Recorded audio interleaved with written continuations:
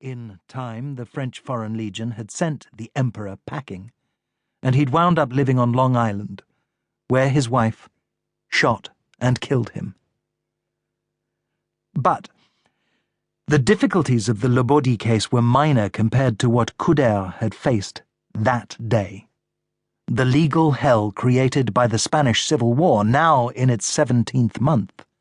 Individuals and corporations cut off from their money, families in hiding because they were trapped on the wrong side, whatever side that was. Burnt homes, burnt factories, burnt records, with no means of proving anything to insurance companies or banks or government bureaucracies.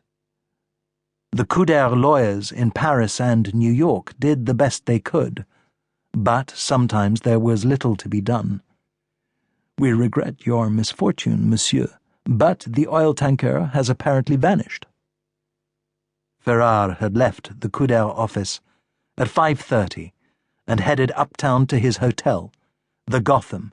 Then, as a favor to a friend at the Spanish embassy in Paris, he'd walked over to the Spanish Republic's arms-buying office at 515 Madison Avenue.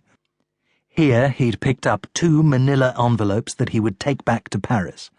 The days when you could trust the mail were long gone. He went next to Saks, meaning to buy Christmas presents, a hammered silver bracelet and a cashmere sweater, for a woman friend he was to meet at 7. This love affair had gone on for more than 2 years, as every 3 months or so he flew to Lisbon, where one could take the Pan Am flying boat to New York. Actually, Ferrar was not precisely a Spaniard. He'd been born in Barcelona, and so thought of himself as Catalan, from Catalonia, in ancient times a principality that included the French province of Roussillon.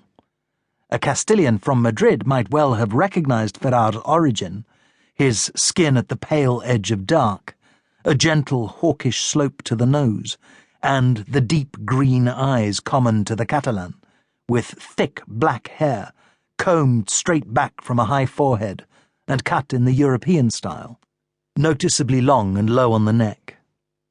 In June he'd turned 40, rode horseback in the Bois de Boulogne twice a week, and stayed lean and tight, with just that exercise.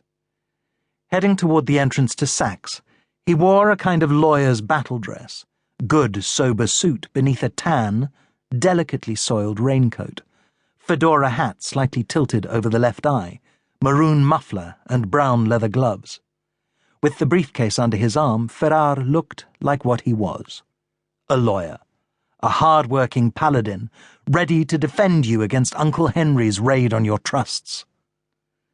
As he reached the entry to the department store, Ferrar saw once again a thin little fellow who wore gold-rimmed spectacles, hands in the pockets of a blue overcoat, shoulders slumped as from fatigue or sorrow, who had followed him all day. This time he was leaning against the door of a taxi, while the driver read a newspaper by the light of a street lamp. The man in the blue overcoat had been with Ferrar at every stop, waiting outside at each location, but not at all secretive, as though someone wanted Ferrar to know he was being watched. Now who would that be? There were many possibilities. For the secret services of Germany, Italy, and the USSR, the civil war in Spain was a spymaster's dream, and attacks were organized against targets everywhere in Europe. Politicians of the left, diplomats, intellectuals, journalists, idealists, all much favored prey of the clandestine forces, be they fascist or communist. At embassies, social salons, grand hotels, and nightclubs, the predators worked day and night. As for the man who followed him, Ferrar suspected he might be a local communist in service to the NKVD, since the USSR, the Republic's crucial, almost its only ally, famously spied on its enemies, its friends, and everybody else. Or could the man be working for Franco's secret police? Ferrar was determined not to brood about it. He could think of nothing to do in response, and he was not someone easily intimidated. He dismissed the man's presence with an unvoiced sigh, pulled the massive door open, and entered the store.